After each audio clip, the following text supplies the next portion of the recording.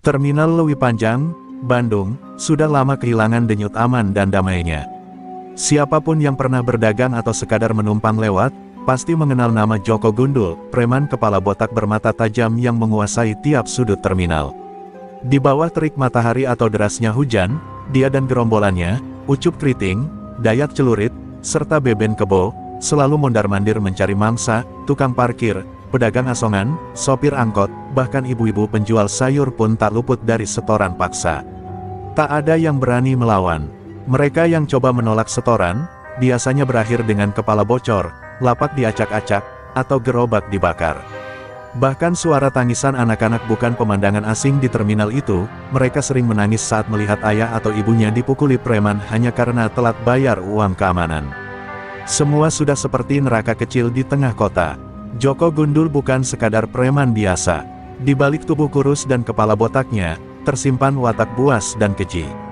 Dia bisa tersenyum pada anak kecil sambil menyulut rokoknya, namun di detik berikutnya bisa menghajar bapaknya anak itu dengan tongkat besi karena berani menyembunyikan uang.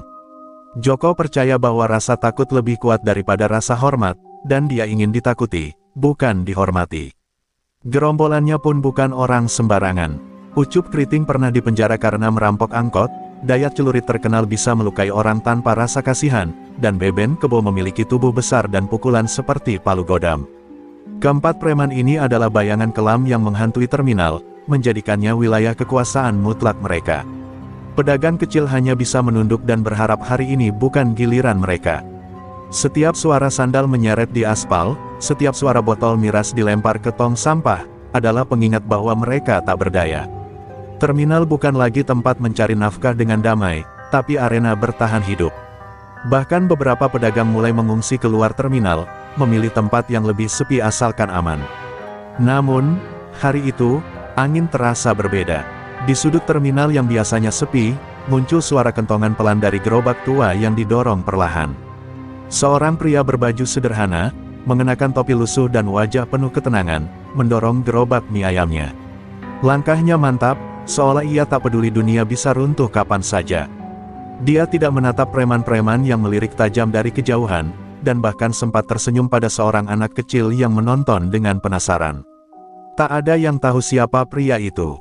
Tapi satu hal yang pasti, dia bukan bagian dari ketakutan di terminal.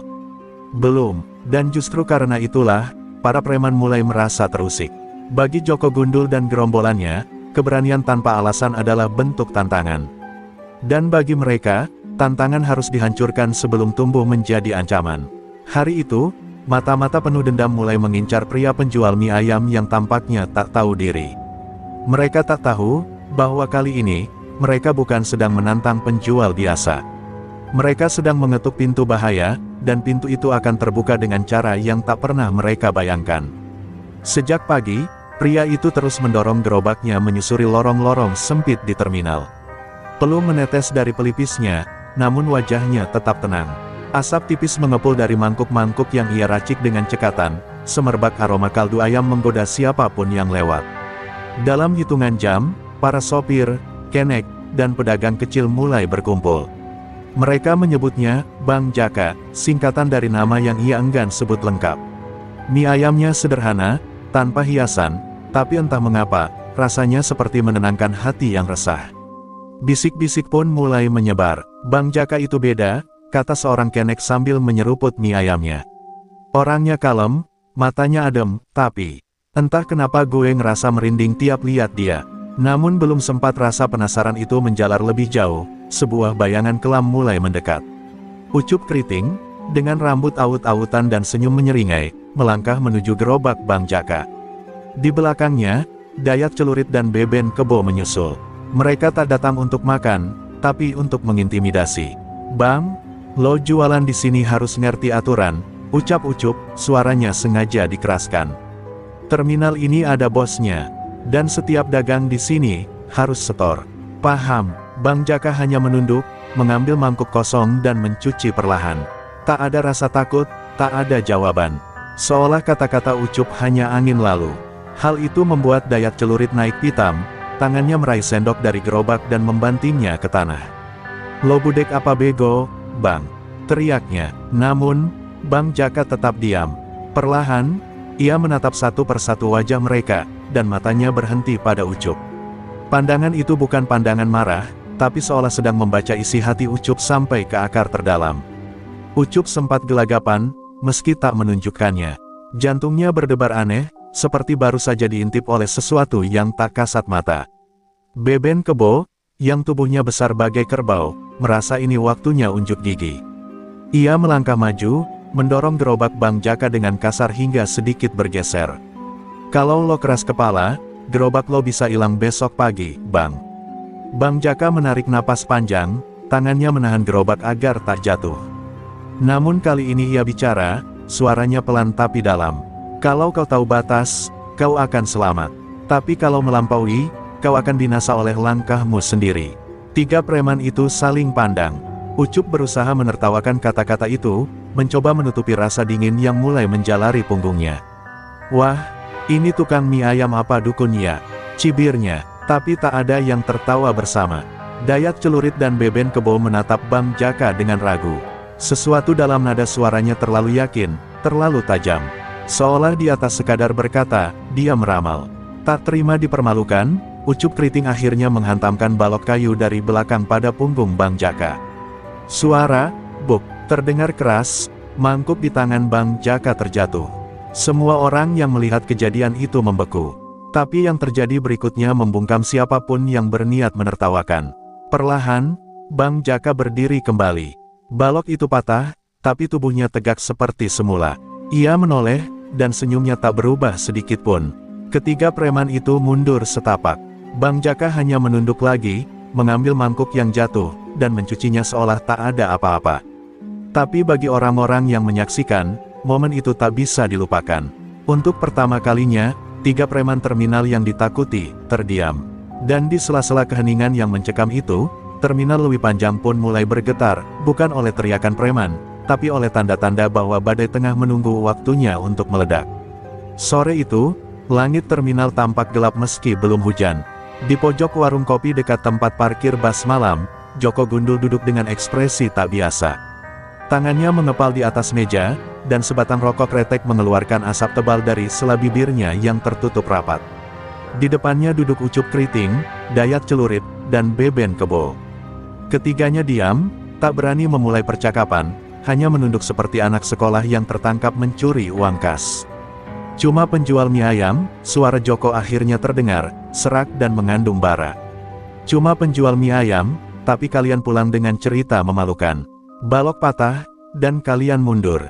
Ucup mencoba menjelaskan, tapi, Bang, dia bukan orang biasa. Dipukul keras, dia bangkit kayak nggak terjadi apa-apa.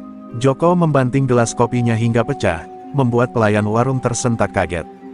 Gue gak peduli, ini soal harga diri. Beben Kebo mencoba menenangkan. Bang, mata dia, tatapannya itu, kayak orang yang pernah lihat kematian. Kata-kata itu membuat Joko terdiam sejenak. Hidungnya kembang kempis, lalu ia menoleh pelan. Justru itu yang bikin dia bahaya. Orang yang pernah ketemu kematian, biasanya punya dua pilihan, jadi takut hidup, atau jadi tak terkalahkan. Kalimat itu membuat udara makin berat. Tidak ada suara lain kecuali dengung kipas angin warung yang berdecit. Joko menyalakan rokok kedua, lalu menatap ketiga anak buahnya tajam. Besok pagi, kita datangi dia rame-rame. Kalau dia masih jualan di situ, habisi gerobaknya dulu. Biar dia tahu tempat ini punya siapa. Kalau dia masih berdiri, baru kita buktikan apa dia manusia biasa, atau setan. Kalimat itu diucapkan seperti perintah eksekusi. Tak bisa dibantah, tak bisa ditunda. Malam turun perlahan, namun terminal tidak pernah benar-benar tidur. Desas-desus soal kejadian siang tadi sudah menyebar seperti angin. Para sopir membicarakannya, pedagang saling berbisik. Bang Jaka kebalia, apa dia punya ilmu, apa dia mantan tentara. Namun Bang Jaka sendiri tak menggubris semua itu. Malam itu, ia hanya duduk bersila di dekat gerobaknya yang ia parkirkan di lorong belakang, menutup mata dalam keheningan. Sesekali bibirnya bergetar, melafalkan doa-doa tua yang seakan keluar dari zaman yang telah hilang. Di dalam dirinya, ilmu yang selama ini terkunci mulai bergetar. Ilmu Pancasona, warisan dari gurunya di masa silam, kembali aktif karena tubuhnya telah disentuh oleh niat jahat. Ilmu yang membuat tubuhnya tidak bisa mati selama masih menyentuh tanah, dan kesadaran batinnya terhubung dengan energi semesta. Ia telah lama meninggalkan dunia itu, tapi jika dipaksa kembali, maka dunia akan kembali mengenal arti dari perlawanan sejati. Sementara itu, Joko Gundul pulang ke markasnya, sebuah bangunan tua bekas pul angkot yang kini menjadi sarang para preman. Malam itu ia tidur dengan gelisah. Mimpinya penuh bayangan kabur, suara genderang dari tempat asing, dan bayangan seorang pria tua bersorban putih yang berdiri di tengah kobaran api, menatapnya tajam. Joko terbangun dengan keringat dingin, namun ia menepis mimpi itu. Besok, selesai urusan tukang mie ayam itu, gumamnya, mencoba meyakinkan dirinya sendiri. Namun langit subuh besoknya akan berbeda. Sebab bukan hanya Joko yang bersiap untuk menghadapi Bang Jaka, semesta pun mulai bergerak. Dan terminal Lewi Panjang akan menjadi saksi bentrokan yang tak akan pernah dilupakan siapapun yang pernah menginjakkan kaki di sana. Fajar masih menggantung malu-malu di langit Bandung ketika langkah-langkah berat mulai terdengar di lorong tempat Bang Jaka biasa berjualan. Kali ini bukan hanya Ucup Keriting, Dayat Celurit, dan Beben Kebo yang datang, tapi hampir seluruh anak buah Joko Gundul ikut serta. 12 orang bertubuh besar, bertato, dengan lingkar mata gelap, membawa kayu, besi, bahkan rantai motor. Warga terminal yang melihatnya langsung menyingkir, memilih bersembunyi di balik bas atau kios. Semua tahu, hari ini akan ada darah. Bang Jaka sudah ada di sana. Ia tengah menata mangkuk-mangkuk seperti biasa, wajahnya damai, seolah tak ada badai yang akan datang. Di dekatnya, gerobak mie ayam berdiri kokoh seperti sebuah prasasti. Mata para preman itu menyipit menatap pria bersarung yang bahkan tak tampak membawa senjata. Joko Gundul melangkah paling depan, dengan jaket kulit dan tatapan dingin. "Lo masih di sini?" ucapnya datar. "Padahal kemarin udah gue kasih isyarat." Bang Jaka menoleh perlahan, menatap mereka satu persatu. "Tanah ini bukan milikmu, dan rezeki bukan hakmu untuk rampas." Kata-katanya seperti tombak yang menancap ke dada Joko. Joko tertawa sinis, lalu mengangkat tangannya tinggi sebagai aba-aba. Seketika, 2 anak buahnya melompat dan menghantamkan besi panjang ke gerobak Bang Jaka. Brak, suara keras terdengar, namun gerobak itu tidak retak sedikit pun. Besi bengkok, 2 preman itu terpental mundur seolah menabrak tembok tak kasat mata. Joko terkejut. "Hancurkan!" teriaknya. Serentak, preman-preman itu menyerbu gerobak. Kayu, besi, bahkan rantai dilayangkan berkali-kali. Namun gerobak itu tetap utuh, berdiri seperti ditanam oleh akar bumi. Sebaliknya, satu persatu preman yang menyerang mulai terpental ke belakang dengan luka aneh, lebam tanpa terkena benda apapun. Jerit kesakitan mulai terdengar. Bang Jaka berdiri dari duduknya, memejamkan mata sejenak. Tubuhnya mulai mengeluarkan hawa panas samar, seperti kabut yang menguap dari tanah subuh. Perlahan ia membuka matanya. Tatapan itu berubah, bukan lagi tatapan pedagang mie ayam, tapi tatapan prajurit tua yang telah memandang kematian berkali-kali dan tetap berdiri tegak. "Jangan salahkan aku jika tubuh kalian tak sanggup menanggung akibatnya." Dayat Celurit maju, mengayunkan celuritnya ke arah Bang Jaka. Namun celurit itu tiba-tiba terpental sendiri, jatuh ke tanah sebelum menyentuh kulitnya. Tangan Dayat mendadak kaku, tak bisa digerakkan. Ia berteriak panik, tangan gue mati rasa." Beben Kebo mencoba menyeruduk seperti banteng, tapi ketika tubuhnya menyentuh Bang Jaka, ia jatuh terduduk, napasnya sesak seperti menabrak gunung. Joko Gundul mulai menyadari bahwa mereka sedang menghadapi sesuatu yang tidak bisa ditundukkan oleh kekerasan. Ia menggertakkan gigi, tapi langkahnya tak sekuat biasanya. Dari belakang, warga mulai berdatangan. Sopir, pedagang, dan kernet berdiri menyaksikan semua ini dengan mata membelalak. Mereka mulai paham bahwa Bang Jaka bukan sekadar penjual mie ayam. Ia adalah misteri, penjaga, mungkin bahkan utusan dari masa yang tak dikenal. Dan di tengah semua kekacauan itu, gerobak mie ayam itu tetap berdiri kokoh.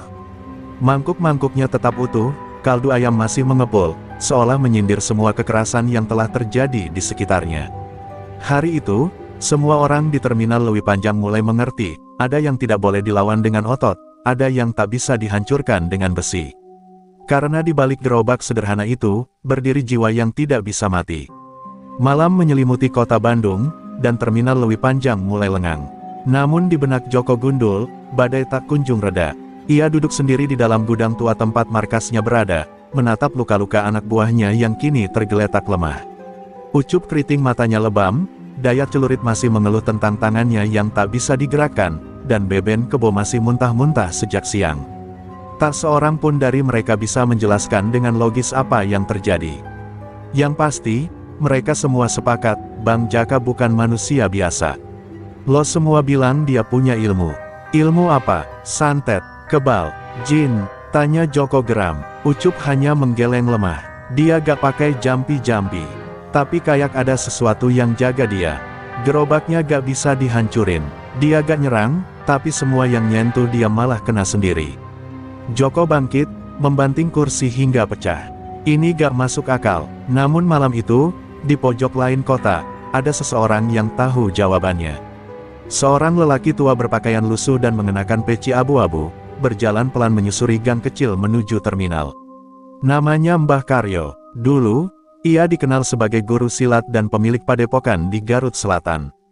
Kini ia hanya menjadi penjual jamu keliling, tapi siapapun yang paham dunia ilmu dalam, tahu siapa Mbah Karyo sebenarnya. Mbah Karyo tiba di terminal dan duduk tak jauh dari gerobak Bang Jaka yang kini sudah ditutup terpal. Ia menatap gerobak itu dengan sorot mata dalam, lalu tersenyum kecil. Jadi kau masih menyimpan ilmu itu?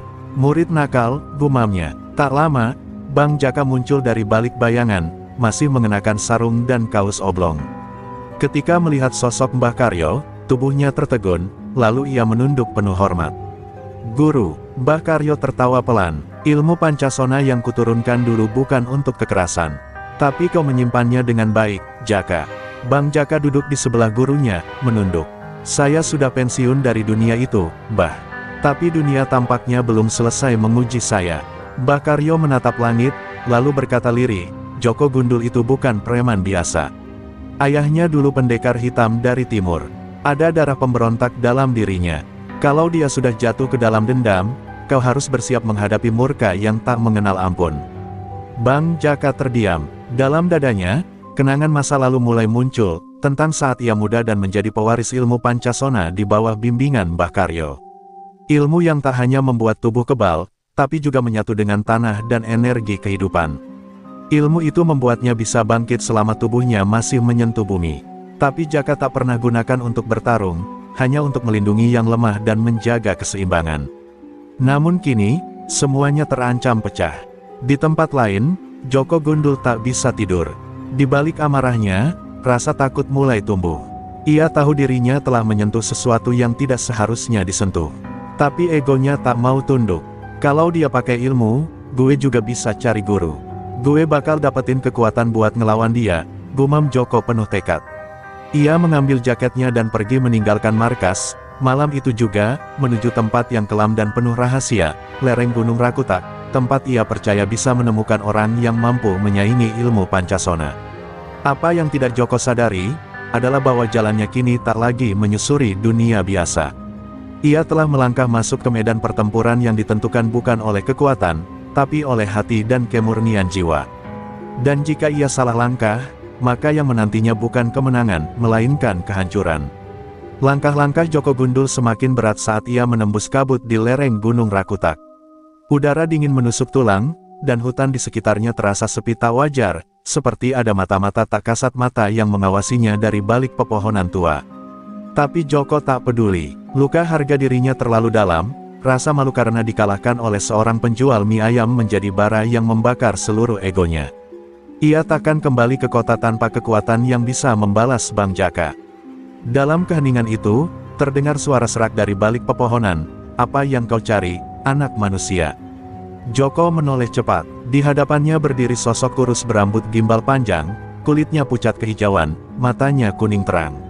Ia dikenal dalam mitos sebagai Ki Surya Lelembut, seorang pertapa yang memilih jalan ilmu hitam dan telah memutus diri dari dunia manusia. Konon, siapapun yang memohon padanya akan mendapat kekuatan, tapi harus membayar harga yang sangat mahal. Aku ingin kekuatan, ilmu apapun, asal bisa menghancurkan satu orang, ucap Joko lantang. Ki Surya tertawa pelan, seperti angin mati bergesek daun kering. Kau tahu kau sedang masuk ke dunia yang tak mengenal ampun, anak muda. Joko mengangguk, aku siap, aku tak mau dihina, ditertawakan. Aku ingin jadi penguasa terminal dan kota ini. Ki Surya mendekat, jarinya kurus seperti ranting mati.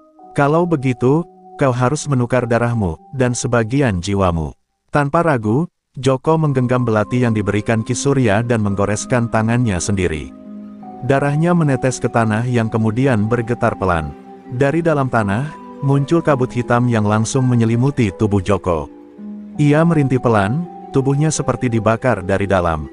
Namun tak berteriak, ia tahu, ini harga dari kekuatan. Dalam kabut itu, bayangan aneh mulai merasukinya, suara-suara asing berbisik di telinganya, ajaran-ajaran kelam ditanamkan langsung ke dalam pikirannya. Saat kabut menghilang, Joko Gundul sudah berubah. Matanya tampak lebih dalam dan dingin, urat-urat di tangannya menonjol kehijauan, dan hawa tubuhnya membawa tekanan yang membuat burung-burung di sekitar hutan terbang panik.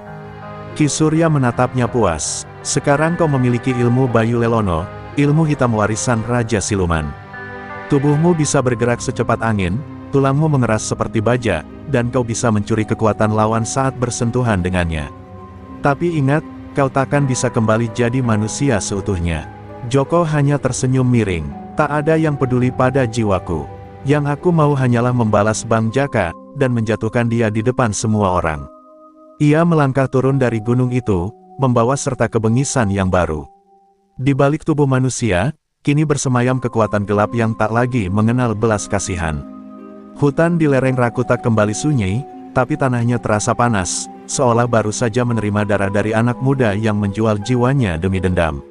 Sementara itu, di terminal, Bang Jaka merasakan sesuatu yang aneh. Ia sedang merebus mie ketika tiba-tiba mangkuk-mangkuk di gerobaknya bergemerincing sendiri. Angin berhembus dari arah yang tak biasa. Bang Jaka menoleh ke langit, yang mendadak gelap meski belum senja. Ia tahu, sesuatu telah bangkit. Dan untuk pertama kalinya, wajah tenangnya menegang. Kau benar, Mbah, bisiknya. Dia memilih jalan kelam. Di kejauhan, terdengar gemuruh. Bukan dari kendaraan, tapi dari kekuatan yang mulai mendekat. Kota Bandung sebentar lagi akan menjadi saksi pertarungan yang bukan hanya tentang dendam, tapi tentang dua jalan hidup, yang menjaga, dan yang menghancurkan. Mentari pagi menyinari terminal Lewi Panjang, tapi hawa dingin tak wajar menyelimuti suasana. Para sopir dan pedagang tampak gelisah, seperti ada bayangan hitam menggantung di udara. Beberapa burung yang biasa berterbangan di atap terminal mendadak menghilang. Suasana seperti ini bukan pertanda baik. Apalagi bagi mereka yang sudah lama berkecimpung dalam dunia keras terminal, firasat adalah pertahanan pertama mereka. Dan pagi itu, semua firasat bersuara sama, akan ada malapetaka. Bang Jaka tengah merapikan gerobaknya. Gerakannya masih tenang seperti biasa, tapi dari sorot matanya, tersimpan kewaspadaan. Ia sudah mengikat tali sarungnya lebih kuat dari biasanya. Dalam diam, ia menggambar raja kecil di bagian dalam gerobak, simbol warisan dari ilmu Pancasona. Hari ini dia akan datang, gumamnya. Beberapa pedagang di sekitar mulai curiga. Ada apa, Bang Jaka? Kenapa kelihatan tegang? Tanya salah satu tukang koran. Bang Jaka hanya tersenyum samar, angin hari ini datangnya aneh. Tak lama kemudian, dari kejauhan, langkah-langkah berat mulai terdengar. Joko Gundul kembali, tapi bukan sebagai preman biasa. Tubuhnya kini lebih tegap, sorot matanya dingin dan tajam, dan setiap langkahnya meninggalkan aura mencekam yang membuat para pengamen, sopir, dan calo-calo mundur tanpa diperintah. Tak ada yang berani menyapanya. Bahkan Ucup Keriting dan anak buah lain yang masih memar melihatnya dengan ngeri. Mereka tahu, bos mereka sudah bukan manusia seperti dulu. Joko berhenti tepat di depan gerobak Bang Jaka. Tak ada kata pembuka, tak ada basa-basi. Ia menatap tajam, lalu menendang salah satu kursi plastik milik pelanggan hingga terpental jauh. Bang Jaka, serunya keras, hingga membuat para pedagang menoleh panik. Hari ini lo bakal gua robohkan. Biar semua orang tahu, gua yang berkuasa di terminal ini. Sorakannya bukan gertakan semata. Aura hitam di tubuhnya berkedip-kedip, membuat tanah bergetar ringan. Bang Jaka mematung. Ia memandang Joko seperti seorang guru melihat murid yang tersesat terlalu jauh. Kau sudah membiarkan kegelapan merasukimu, Joko, ucapnya lirih. Tapi Joko malah tertawa lantang. Gelap, cahaya gak pernah kasih gua apa-apa. Yang gua tahu, cuma yang kuat yang berhak hidup. Hari ini, Semua akan gua tunjukin kalau lo cuma penjual mie ayam yang gak tahu tempat. Mata Bang Jaka kini berubah. Tak ada lagi senyum tenang. Ia meletakkan mangkuk di tangan kanannya, berdiri penuh dan menghadapi Joko. Kalau begitu, jangan sesali apa yang akan terjadi. Karena tubuhku akan jatuh, hanya jika tanah ini mengusirku. Kalimat itu membuat sebagian orang merinding. Ucapan itu adalah mantra pembuka dari ilmu Pancasona. Tiba-tiba, langit yang tadi cerah berubah mendung dalam sekejap. Awan hitam menggulung, angin berputar liar di tengah terminal. Daun-daun beterbangan, spanduk iklan robek terbawa pusaran. Semua orang mundur, membentuk lingkaran luas. Dua sosok berdiri di tengahnya, yang satu diselimuti aura gelap seperti malam, yang satu berdiri kokoh dengan kaki menjejak tanah, seperti akar pohon yang tak bisa dicabut. Pertarungan yang selama ini hanya ada dalam legenda, akhirnya akan terjadi di depan mata. Dan terminal Lewi Panjang akan menjadi saksi, siapa yang pantas menjadi penjaga dan siapa yang layak dikubur oleh tanah tempat mereka berdiri. Benturan pertama terjadi saat Joko Gundul melompat dengan kecepatan luar biasa, menebas udara seperti bayangan hitam. Tinjunya menghantam dada Bang Jaka keras sekali, cukup untuk mematahkan tulang rusuk manusia biasa. Namun, alih-alih terlempar, Bang Jaka hanya bergeser satu langkah ke belakang, matanya tak berkedip sedikit pun. Suara tulang berderak terdengar, tapi bukan dari tubuh Bang Jaka, melainkan dari tanah di bawah kakinya yang retak menerima beban serangan. Ilmu Bayu Lelono, kau benar-benar menyerahkan jiwamu, ucap Bang Jaka pelan, menyentuh dadanya yang kini menghitam bekas pukulan. Tapi sebelum ia bisa melanjutkan ucapan, Joko menyerang lagi. Kali ini lebih cepat, lebih bengis, dengan teknik silat aneh yang mencampur gerakan siluman dan gerakan manusia. Beberapa kali tinjunya menabrak tubuh Bang Jaka. Darah mulai merembes dari mulut si penjual mie ayam itu. Tapi anehnya, tubuhnya tetap berdiri kokoh, seperti gunung yang enggan runtuh. Orang-orang yang menonton dari jauh mulai panik. Mereka tak pernah menyangka, pertarungan ini melebihi akal sehat. Bang Jaka seharusnya sudah roboh. Tapi ia malah berdiri lagi setiap kali terhantam. Setiap luka seperti mengering dengan cepat, tulangnya seperti menyatu sendiri. Beberapa tetua terminal yang mengenal cerita-cerita lama mulai saling pandang dengan wajah pucat. Itu, ilmu Pancasona beneran, cuy, bisik seorang lelaki tua. Ilmu yang membuat tubuh tak bisa mati kecuali dikubur hidup-hidup. Joko makin buas, amarahnya seperti bahan bakar tak habis-habis. Kenapa kau gak mau roboh? Hah! Teriaknya, menghujamkan pukulan demi pukulan ke kepala Bang Jaka. Tapi setiap kali Bang Jaka terjatuh, tubuhnya bangkit lagi, matanya makin merah seperti bara api. Karena aku bukan manusia biasa, desis Bang Jaka. Tubuhku menolak mati, selama aku masih berdiri di atas tanah yang butuh perlindungan. Dengan satu gerakan cepat, Bang Jaka memutar tubuh dan mengirimkan tendangan ke perut Joko. Kali ini Joko terpental, tubuhnya menghantam kaca angkot di pinggir terminal, pecah berhamburan.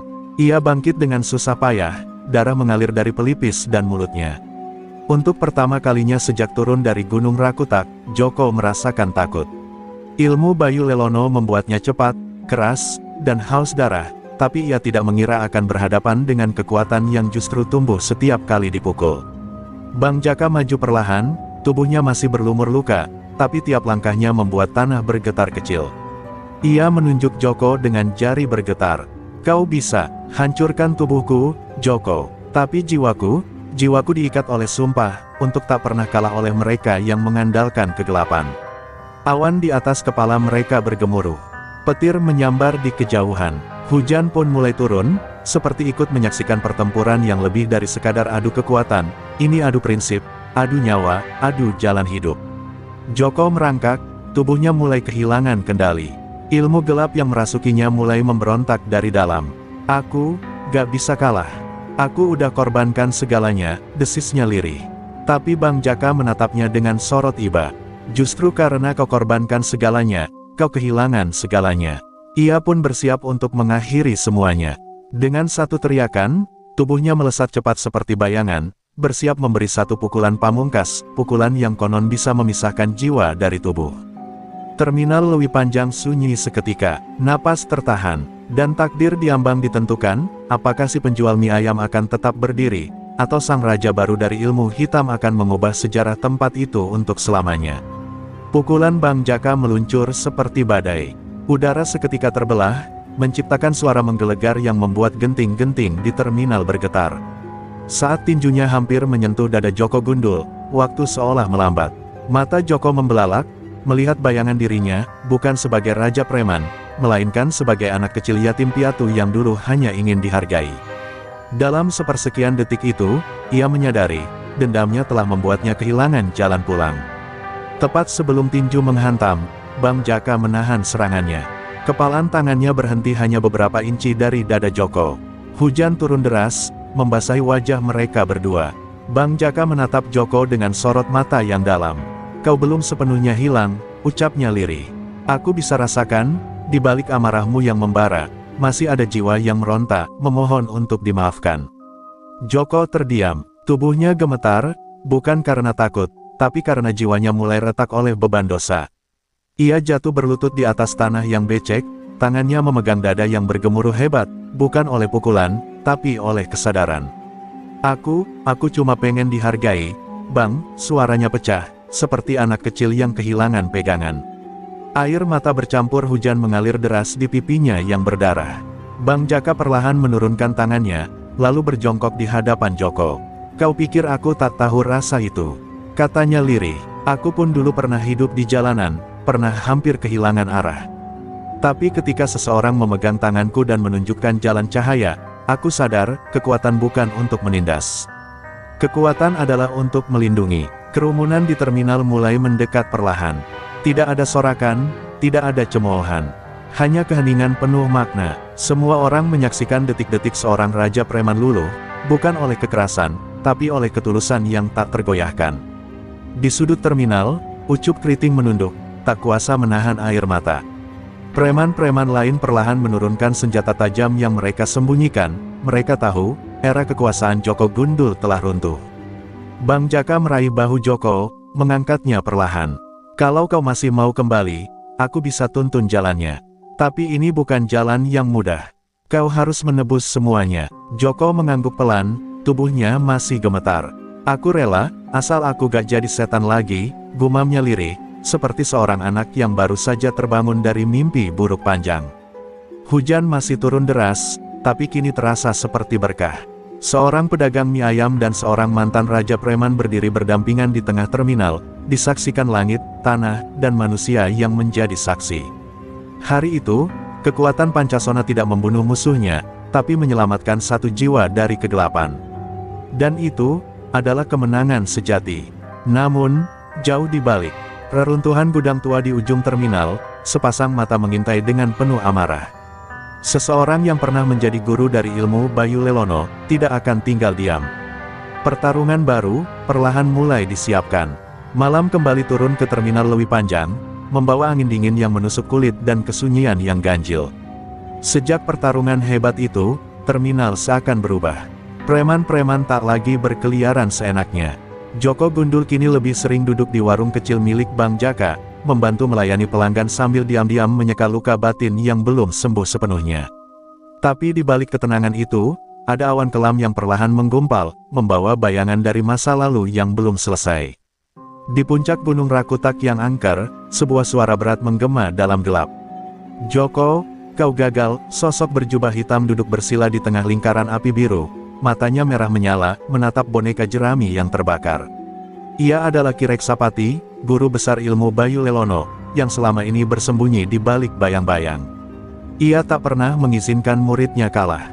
"Kalau muridku bisa dirobohkan oleh tukang mie ayam," gumamnya penuh murka, "berarti waktunya aku turun gunung dan menebus harga diri." Sementara itu, Bang Jaka seperti bisa merasakan hawa tak biasa. Malam itu ia bermimpi aneh. Ia melihat sebuah gerbang tua di puncak gunung, darah mengalir dari celah-celah tanah, dan suara nyanyian kuno bergema memanggil nama-nama lama. Ia terbangun dengan keringat dingin membasahi tubuhnya. "Akan ada yang datang," bisiknya lirih. Matanya menatap langit-langit warung yang bergoyang pelan diterpa angin malam. Dan kali ini, bukan sekadar preman. Pagi harinya, Joko Gundul menemukan sebuah boneka jerami ditancapkan di depan warung Bang Jaka, dengan huruf merah tertulis, "Pancasona akan dikubur hidup-hidup." Tubuh Joko menggigil. Ia tahu, itu hanya bisa berasal dari satu orang, gurunya sendiri, Ki Reksapati. Dan jika Ki Reksapati sudah turun tangan, maka yang akan datang bukan hanya serangan fisik, melainkan serangan batin, roh, dan ilmu hitam yang bisa mencabut nyawa dari jarak jauh. Bang Jaka menatap boneka itu dengan dingin. Waktunya aku ke gunung, ucapnya tenang. Pancasona bukan untuk dipakai sembarangan. Dan orang yang mengajarkan ilmu Bayu Lelono telah menyimpang jauh dari jalan kebenaran. Ia memutar badan, melangkah ke belakang warung dan membuka peti kayu tua. Di dalamnya ada baju hitam usang, kain ikat kepala dari ayahnya yang dulu juga pemegang ilmu Pancasona, dan sehelai keris pendek yang konon hanya bisa digunakan bila hati benar-benar siap bertarung sampai mati. Joko memandang Bang Jaka dengan wajah cemas. "Bang, itu Ki Reksapati bukan orang sembarangan. Bahkan waktu aku masih jadi muridnya, dia udah bisa bikin mayat bangkit dengan mantra." Bang Jaka menepuk bahu Joko perlahan. "Justru karena itu aku harus pergi. Kalau dibiarkan, dia akan mengutuk lebih banyak orang. Ini bukan cuma urusan dendam, ini urusan menjaga warisan yang seharusnya suci." Terminal kembali sunyi saat Bang Jaka meninggalkan warungnya. Dengan langkah mantap dan wajah tanpa keraguan, ia menuju arah timur, ke jalur pendakian Gunung Rakutak. Jalan setapak yang dipenuhi kabut menantinya. Di balik pohon-pohon tua dan batu berlumut, sosok Ki Reksapati tengah menunggu, dengan mantra, kutukan, dan amarah yang membusuk sejak puluhan tahun. Pertarungan sejati belum dimulai, dan ketika dua kekuatan kuno bertemu di atas tanah yang keramat, langit pun bisa pecah, dan jiwa-jiwa akan menjadi taruhan. Kabut tebal menyelimuti jalur pendakian Gunung Rakutak. Setiap langkah Bang Jaka terasa berat, bukan karena fisik, tapi karena hawa gaib yang menggantung di udara. Burung-burung tidak terdengar, dan pohon-pohon tua seperti menatapnya dengan diam. Di dalam dada, ilmu Pancasona bergetar, seperti menyadari bahwa tanah yang ia injak bukan tanah biasa. Inilah tempat di mana para pemilik ilmu tertua pernah bersumpah setia, atau mati dengan dendam yang tak selesai. Di balik rimbunan bambu, tampak sebuah gerbang batu besar, tertutup lumut dan ukiran aksara kuno yang sebagian telah pudar. Bang Jaka berhenti di depan gerbang itu. Ia memejamkan mata, merapal doa leluhur, lalu menundukkan kepala. "Aku bukan datang untuk menantang. Aku datang untuk menegakkan kembali kehormatan ilmu," ucapnya pelan. Tanah di sekitar kakinya berguncang pelan, dan gerbang itu berderit terbuka, seolah menerima tamu yang telah ditunggu sejak lama. Di dalamnya, sebuah pelataran batu melingkar dengan api biru menyala dari celah-celah tanah. Di tengahnya, berdiri Ki Reksapati dengan jubah hitam yang mengepul seperti asap neraka. Rambutnya panjang, matanya merah seperti bara. Akhirnya, si pewaris Pancasona datang juga, ujarnya dingin. "Aku menunggu, Jaka, tapi tak kusangka, kau malah melunak dan menasihati muridku seperti Ustaz Warung." Bang Jaka melangkah maju dengan tenang, meski tubuhnya dililit aura kematian. "Ilmu bukan untuk membuat orang tunduk karena takut. Kalau kau ajarkan Bayu Lelono hanya untuk mengutuk dan membunuh, maka aku harus menghentikanmu," ujarnya tajam. Ki Reksapati tertawa, tawa yang membuat langit mendung dan dedaunan gugur tanpa angin. "Kau pikir ilmu bisa hidup tanpa rasa takut? Hanya dengan takut, manusia bisa patuh." Tiba-tiba, tanah pecah di samping Bang Jaka, dan tangan-tangan kaku muncul dari dalam tanah, menariknya. Mayat-mayat hidup, hasil kutukan Reksapati, mulai bermunculan. Mata mereka kosong, tubuh busuk, tapi gerakannya cepat. Bang Jaka melompat mundur, menarik napas panjang, lalu menghentakkan kaki. Cahaya putih keluar dari tubuhnya, dan dengan satu gerakan tangan, energi Pancasona membakar makhluk-makhluk itu menjadi debu. Ki Reksapati mendesis, "Kau telah menyatu dengan ilmu itu, tapi kau masih bodoh. Pancasona sejati adalah saat kau bisa hidup meski tanpa tubuh, berbicara meski tanpa suara, dan membunuh hanya dengan niat." Ia mengangkat tangannya, dan dari belakang, muncul sesosok makhluk tinggi besar, wajahnya ditutupi topeng kayu, tubuhnya diselimuti kain kafan. "Inilah Bayu Tulang, ciptaanku. Jika kau menang, aku akan menghilang. Tapi jika kau kalah, namamu akan dilupakan dari sejarah." Bang Jaka menunduk sejenak. Ia menyadari bahwa ini bukan sekadar pertarungan dua pendekar, tapi pertarungan dua arah ilmu yang saling bertentangan, yang satu bertujuan menjaga, yang satu menghancurkan. Ia membuka ikat kepalanya, melilitkannya di tangan kanan, lalu berseru, "Aku Jaka, anak dari Wiratmaja, pewaris Pancasona. Hari ini aku tidak berperang demi menang, tapi demi mengakhiri kutukan ini." Langit di atas Rakutak menggelap, angin berputar-putar, dan petir menyambar di kejauhan. Pertarungan yang menentukan nasib dua ilmu besar akan segera dimulai, di tanah keramat yang tak menerima kebohongan, hanya keberanian. Bayu Tulang berdiri seperti menara kematian. Setiap langkahnya mengguncang tanah, dan aura dingin yang ia pancarkan membuat dedaunan di sekitar pelataran menghitam dan luruh. Sosok itu bukan lagi manusia, tapi perwujudan dendam dan kebencian yang dilahirkan dari ilmu hitam. Bang Jaka memicingkan mata, tubuhnya mulai bersinar perlahan, tapi bukan dengan cahaya menyilaukan, melainkan pancaran tenang dari ilmu yang telah menyatu dengan jiwanya. Dalam hatinya, ia tahu, ini bukan soal kekuatan, tapi soal keteguhan hati. Tubuh Bayu Tulang tiba-tiba menghilang, muncul di belakang Bang Jaka dengan kecepatan luar biasa. Cakar tajamnya mengoyak udara, dan Bang Jaka terpaksa melompat ke samping. Namun kuku itu sempat menggores bahunya, menimbulkan luka yang langsung membusuk. Darah mengucur, tapi anehnya Bang Jaka tetap berdiri tegak. Ia menahan rasa sakit dengan gigi terkatup rapat, lalu mengarahkan telapak tangannya ke tanah. Dari sela-sela jarinya, muncullah cahaya hijau yang menyembuhkan luka itu seketika. Ilmu Pancasona bukan untuk bertahan, tapi untuk bangkit dari yang tak bisa bangkit, gumam Bang Jaka. Ia menghentakkan kakinya ke tanah, dan tubuhnya melesat seperti panah, menubruk Bayu Tulang dengan hantaman yang mengguncang langit. Suara dentuman keras memecah kesunyian pelataran. Namun Bayu Tulang tidak jatuh, ia hanya terdorong beberapa langkah ke belakang, matanya yang merah membara semakin membenci. Dengan raungan mengerikan, ia menumbuk tanah, menciptakan gelombang energi hitam yang memporak-porandakan sekeliling. Bang Jaka terlempar, menghantam batu dan nyaris jatuh ke jurang. Tapi sebelum tubuhnya meluncur, tangan kirinya mencengkeram akar pohon yang mencuat. Dengan satu hentakan, ia naik kembali. Wajahnya kini keras. Ia tahu, Bayu Tulang tak bisa dikalahkan dengan kekuatan biasa. Jika tubuh tak mempan, maka jiwa harus disentuh, ucapnya lirih. Ia pun berdiri di tengah lingkaran batu, menutup mata, dan mulai merapal mantra leluhur yang jarang ia gunakan.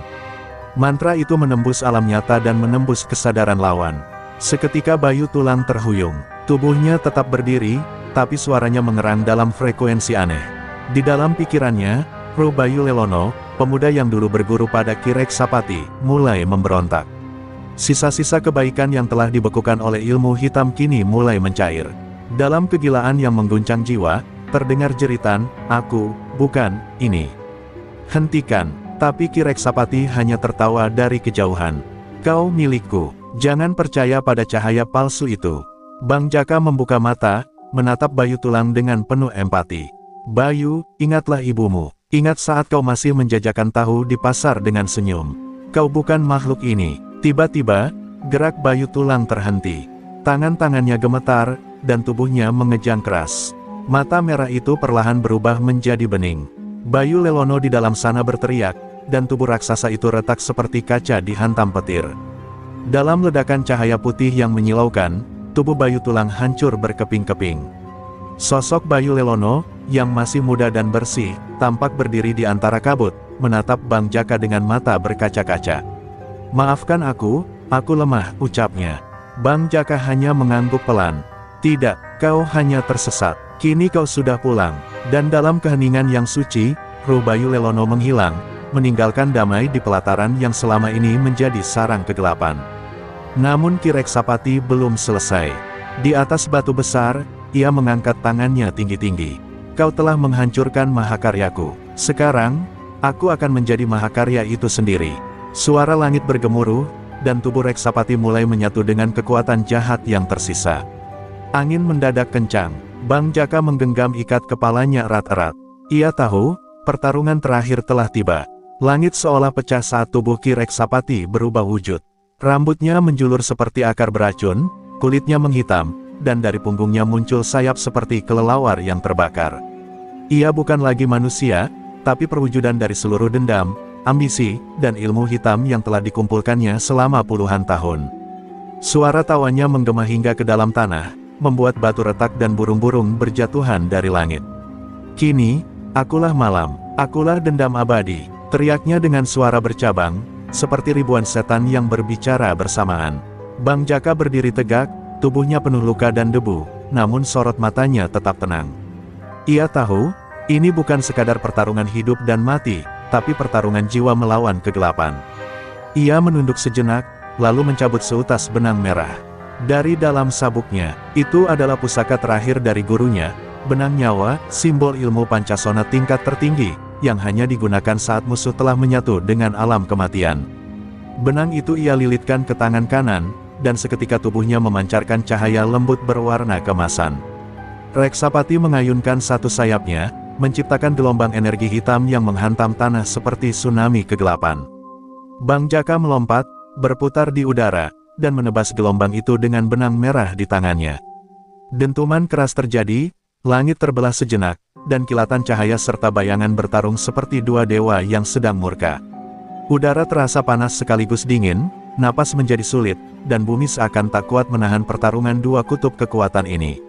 Reksapati mengeluarkan serangan terakhir, damar kelam, tombak raksasa dari bayangan yang bisa menghapus jiwa siapapun yang terkena.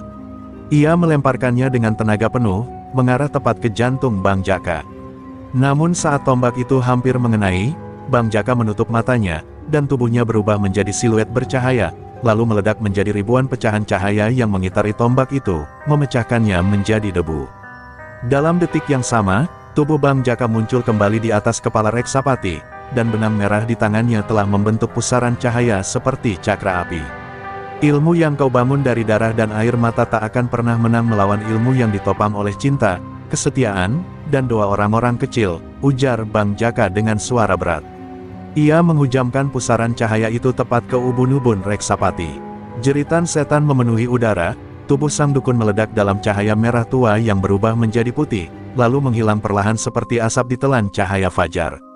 Untuk sesaat, keheningan menelan dunia. Pelataran itu runtuh, pohon-pohon kembali tumbuh, dan tanah retak mulai menyatu. Bang Jaka jatuh terduduk, nafasnya terengah-engah. Meski menang, tubuhnya kini kehabisan energi. Namun cahaya bening dari langit turun perlahan, menyelimuti tubuhnya dan menyembuhkan luka-luka yang sempat menghitam. Pancasona sejati bukan soal kekuatan fisik, melainkan soal bagaimana seseorang bisa bangkit, berdiri, dan tetap memilih terang meski kegelapan menggoda di setiap sisi. Dari balik pepohonan, Joko Gundul dan anak-anak buahnya yang tersisa hanya bisa memandang dalam diam. Mata mereka memerah bukan karena marah, tapi karena malu dan terharu. Preman-preman keras kepala itu kini menyaksikan bagaimana seorang penjual mie ayam mampu mengalahkan kekuatan yang tak pernah mereka bayangkan. Joko berlutut, menatap tanah dengan mata berkaca-kaca.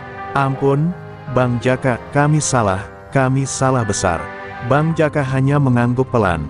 Ia berdiri perlahan, menatap langit yang kini biru cerah. Kalau kalian benar-benar menyesal, bantu aku bangun kembali kedamaian terminal ini. Jangan ada lagi yang ditindas, jangan ada lagi yang dilukai. Tak ada suara selain anggukan-anggukan pelan dari para preman. Di tempat itulah, sejarah baru akan dimulai. Namun perjuangan Bang Jaka belum usai, karena sisa-sisa ilmu hitam yang tersebar di tanah ini masih menunggu untuk dibersihkan. Pagi menyapa dengan embun bening yang menetes dari ujung-ujung daun. Terminal Bandung tampak lebih tenang dari biasanya, seolah baru saja melewati badai panjang.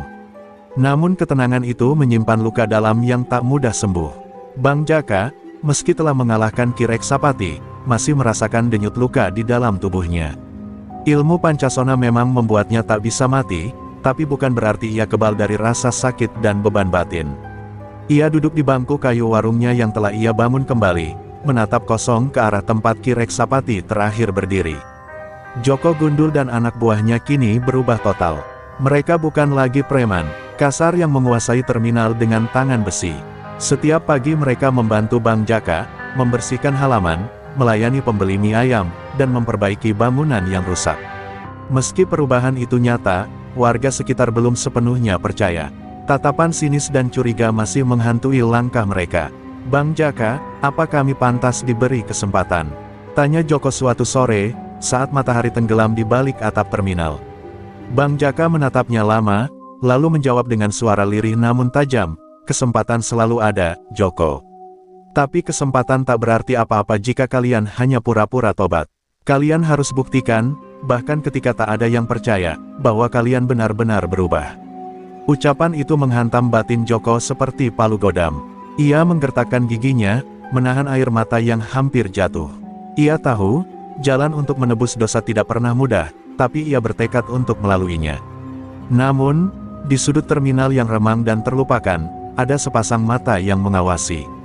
Sosok berkerudung gelap dengan sorot mata dingin memperhatikan Bang Jaka dari kejauhan. Ia adalah murid terakhir Ki Reksapati, seorang wanita yang dikenal dengan nama Nini Lodra, pewaris ilmu pemanggil jiwa-jiwa sesat yang telah dibekukan oleh gurunya. Kini, setelah sang guru musnah, Nini Lodra merasa dipanggil untuk membalas dendam. Kematian guruku takkan sia-sia, kau akan tahu rasanya kehilangan, Bang Jaka, bisiknya lirih, sambil menancapkan boneka jerami ke tanah. Malam itu, Bang Jaka kembali bermimpi. Tapi kali ini, bukan mimpinya yang biasa. Ia terbangun dalam tubuhnya sendiri, namun seluruh ruangan dipenuhi kabut tebal dan bayangan tubuh-tubuh yang menggeliat seperti ular. Di tengah ruangan, terlihat sosok perempuan berwajah rusak, matanya hitam legam dan tubuhnya seperti digerogoti waktu. Kau pikir kemenanganmu abadi, katanya dalam suara parau yang menggema. Bang Jaka mencoba membaca doa, namun kabut menelan semua kata. Ia tersentak bangun dengan peluh dingin membasahi punggungnya. Keesokan harinya, ayam-ayam di sekitar terminal mati mendadak. Warung-warung tutup karena pemiliknya sakit mendadak, dan angin aneh berhembus dari arah utara. Warga mulai berbisik, menghubungkan semua kejadian itu dengan kejadian mistis yang dulu pernah merundung terminal. Bang Jaka tahu, ini bukan kebetulan.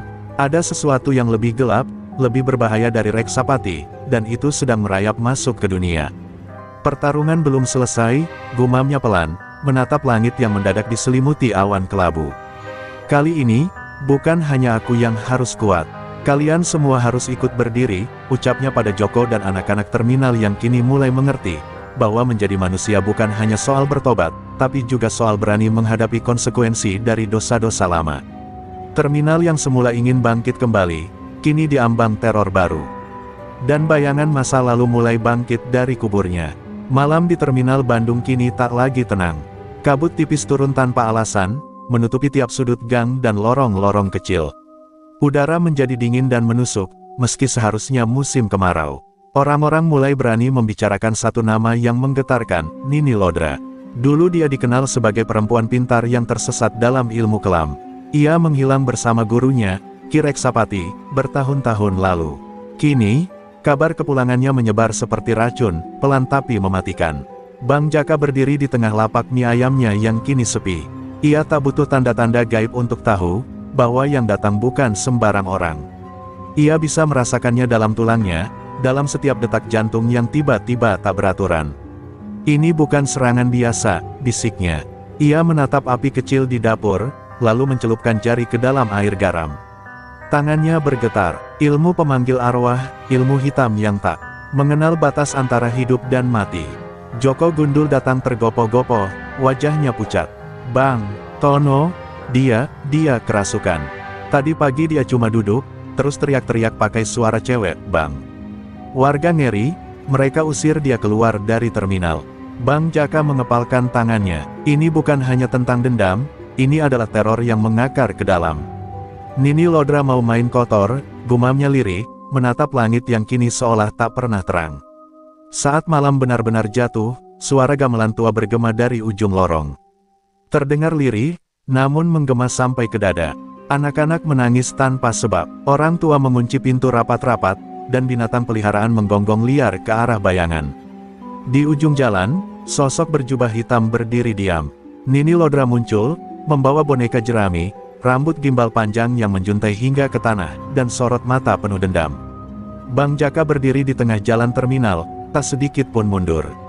Kalau kau pikir aku takut, kau salah besar, Nini, katanya tegas. Nini Lodra tersenyum miring, menyayatkan kuku hitamnya ke udara. Bukan takut yang kuinginkan darimu, Jaka. Tapi rasa kehilangan, seperti aku kehilangan guruku. Seketika, tanah bergetar. Dari balik bayang-bayang, muncul 3 makhluk berwujud manusia namun bermata kosong. Mereka adalah saksi bisu, roh-roh gentayangan yang terikat pada ilmu pemanggil jiwa sesat. Pertarungan tak terhindarkan. Joko dan anak-anak terminal mencoba membantu, tapi makhluk-makhluk itu tak bisa disentuh. Mereka menembus tubuh manusia, membekukan darah, mengendapkan rasa takut ke dalam jiwa.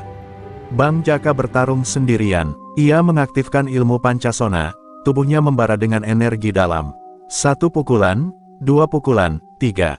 Tapi tiap makhluk yang roboh, bangkit kembali dalam wujud lebih menyeramkan. Nini Lodra tertawa keras, kau pikir Pancasona bisa menang melawan kematian yang aku pelihara? Aku tak butuh tubuh yang kuat, Jaka. Aku butuh jiwamu hancur. Bang Jaka terhuyung.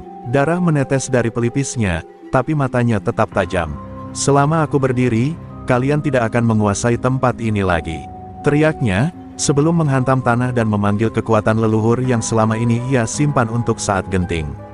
Malam itu menjadi saksi bentrokan kekuatan yang tak kasat mata. Sebuah duel antara kegelapan dan harapan.